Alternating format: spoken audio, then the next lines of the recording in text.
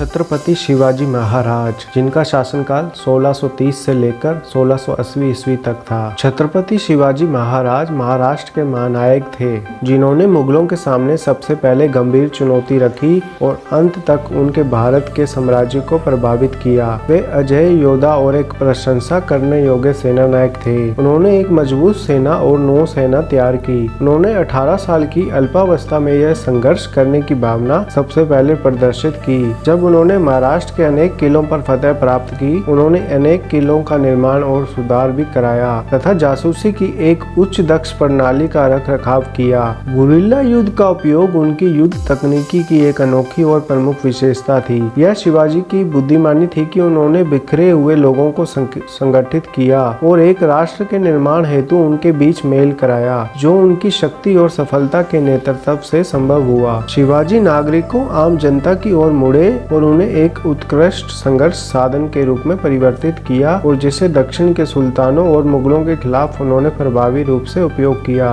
शिवाजी महाराज द्वारा स्थापित राज्य हिंदवी स्वराज के नाम से जाना जाता है, जो समय के दौरान आगे बढ़ा और भारत के शक्तिशाली राज्य के रूप में विकसित हुआ। शिवाजी महाराज की मृत्यु 1680 में 50 वर्ष की आयु में रायगढ़ नामक स्थान पर हुई। उनकी समय से पहले मृत्यु के कारण महाराष्ट्र के इतिहास में एक गंभीर कमी पैदा हुई। शिवाजी अपने सिद्धांतों में एक असाधारण व्यक्ति थे और उन्होंने एक स्वतंत्र राज्य से अपना जीवन तराशा, शक्तिशाली मुगल साम्राज्य को चुनौती दी और अपने पीछे एक ऐसी विरासत छोड़ी जो भावी पीढ़ियों के लिए सदैव प्रेरणा का स्रोत सिद्ध हुई।